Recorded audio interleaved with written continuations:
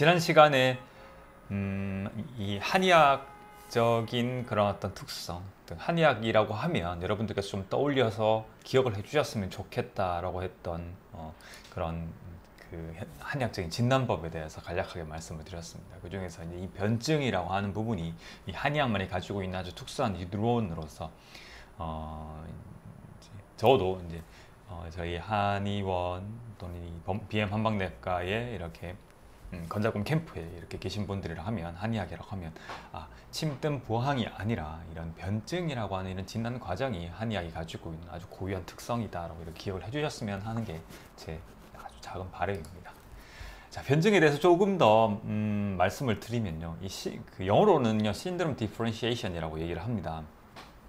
그래서 한의학만이 가지고 있는 아주 특수한 이론이자 진단 방법이고요. 그리고 영어로는 이제 저렇게 치시면은 이 변증에 대한 그런 어떤 문헌들을 많이 찾아보실 수가 있습니다. 가장 기본적인 변증 방법을 8강 변증이라고 하고요. 사실 여기에서 나오는 이 어떤 한의학적인 용어들은 그냥 듣고 잊어버리시면 됩니다. 이거는 이제 한의사들 사이에서 또 한의학을 연구하는 그런 어떤 연구자들 사이에서 이렇게 사용이 되는 그런 어떤 단어들이니까 조금 이해하시기도 힘드실 그런 어떤 부분이기도 합니다.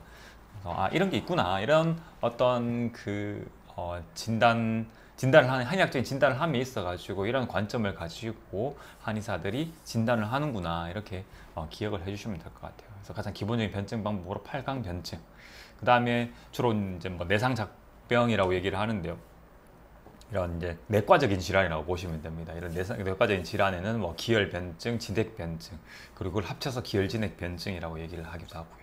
그 다음에 오장육부의 어떤 생리적인 병리적인 그런 어떤 특징을 기초로 한 장부변증이 있고요. 그 다음에 유금병사라고 얘기를 하는 이제 우리 몸의 환경이 아니라 외부로부터 이렇게 우리 몸의 어떤 건강 상태에 영향을 줄 수 있는 그런 어떤 영향을 뭐 풍한 서습 조화 또는 거기에다가 뭐 식적이나 담 이런 것, 열 이런 것들을 더 추가해서 뭐 병사라고 얘기를 하는데요. 이런 질병을 일으키는 이런 어떤 유금 또는 병사의 특성과 임상적 표현에 근거해서 변증을 내리는 걸 유금변증 또는 병사변증이라고 얘기를 하기도 합니다. 그리고 한의학에서는 이런 외감병 또는 한의학에서는 이 전염병을요 외감병 또는 온병이라고 얘기를 합니다. 그래서 외감열병, 온열병이라고 이렇게 얘기하기도 하고요. 아무튼 줄여서 외감병, 온병이라고 하는 이런 감염병, 그러니까 코로나19라고 하는 이런 신종 감염병이 모든 시대에 다 있었다라고 생각을 하시면 됩니다. 그러니까 지금보다 어떤 이런 그 중국이나 아니면 한국이나 일본 이와 같은 이런 동북아시아권에 전란이 심했을 경우에는 항상 이런 어떤 유행의 어떤 질병이 유행을 했을 거잖아요. 그런 어떤 유행하는 이런 감염병에 대해서 이 한의학적으로는 외감열병 또는 온열병의 범주에서 변증을 하고자 했고, 거기에 각각의 어떤 뭐 육경 변증이나 위기형열 변증이나 삼초 변증, 뭐 비교적 이 위기형열 변증이나 삼초 변증 같은 경우에는 좀 후대에 나온 그런 어떤 변증 유형이 됩니다. 육경 변증은 상한론이라고 하는 상당히 오래된 그런 변증 방법이고요. 그래서 이런 전염병에 대한 어떤 그 변증 방법도 이렇게 존재를 하고, 한의학이 어떤 전염병에 대해 가지고도 이렇게 적극적으로 뭔가 대처할 수 있는 그런 방법이 있는 그런 어떤 학문입니다. 그래서 그리고 경락변증, 경락이라고 하는 이제 어떤 침구 치료의 기본적인 그런 어떤 이론적인 베이스가 되는 이런 어떤 거잖아요, 그죠? 그런 경락을 기본으로 해서 이렇게 변증을 하는 방법을 경락변증, 체질변증, 사상 체질이라든지 이런 체질을 바탕으로 하는 변증 방법이 있고요. 그다음 병인변증이라고 해서 질병의 병인과 병리의 변화를 바탕으로 하는 변증들이 있습니다. 그래서 이런 변증이라고 하는 이런 한의학이 가지고 있는 고유의 진단 방법은 어떻게 보면은 상당히 다이나믹한 그런 어떤 감별 방법이 되거든요. 사실 어떤 그 서양의학적인 양의학적인 그런 진단에서 하나의 질병의 카테고리로 묶어버리면은 그거는 어떤 정적인 개념으로서 그 질병, 만약에 예를 들면은 제가 주로 뇌경색을 얘기를 많이 들잖아요, 그죠? 뇌경색이라고 하는 그런 어떤 환이 있다 그러면 그 그 질병의 어떤 카테고리 안에서는 그 질병의 시작과 회복, 그 다음에 후유증기에 이르러갔을 때 전부 다 동일한 질병 안에서 생각을 하게 됩니다. 양의학에서는. 하지만 한의학에서는 이런 같은 질병, 같은 뇌경색이라고 하더라도 그 경과에 따라 가지고 변증명은 얼마든지 달라질 수가 있거든요. 그래서 장부 변증에 따라서 이게 오장육부의 어떤 그런 생리적인 병리적인 특성을 따라서 이런 변증 유형이 자꾸 바뀌어가고 그걸 이제 변증의 어떤 변화 이런 과정을 거치게 됩니다. 그래서 상당히 다이나믹한 그런 감별법이 되고 그래서 이것이 바로 한의학이 가지고 있는 변증 이론의 어떤 상당히 특수한 그런 어떤 특징이다라고 보실 수가 있어요.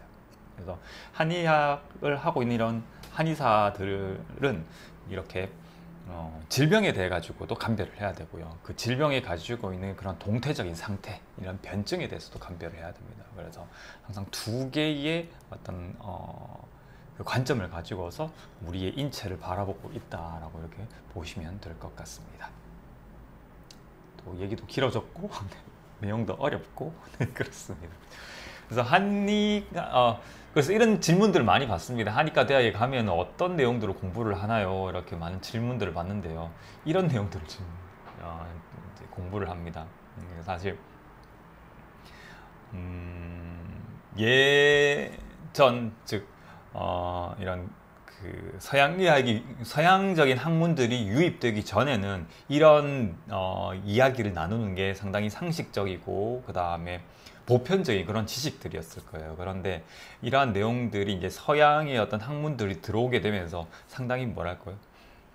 생소한 그런 어떤 분야가 되어버렸죠. 그리고 이러한 이야기를 지금 하고 있는 그런 즉 학문적인 그런 어떤 수준으로서 이러한 얘기를 하고 있는 그런 학자 또는 과학자라고 하면은 한의사를 제한 몇몇 한약사분들 이런 분들 그러니까 한의학에 대해서 조금이나마 이렇게 공부를 하고 계신 분들이 이렇게 이런 내용들을 다루고 있으니까요.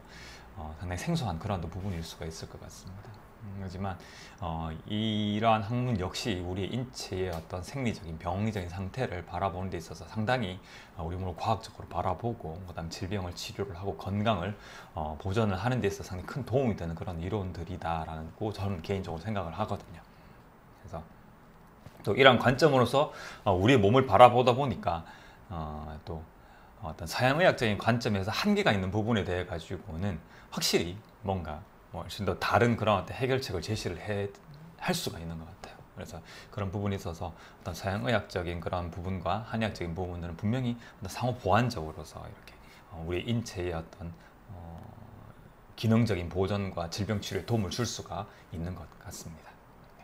오늘 이렇게 헬스 토픽을 조금 더 한의학적인 이론에 조금 더 이렇게 심층적으로 들어가서 한번 이야기를 나눠봤습니다.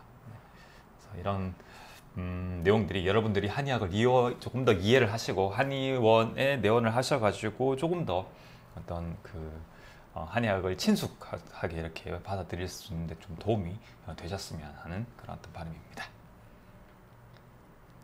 자, 오늘 헬스 토픽은 여기까지입니다.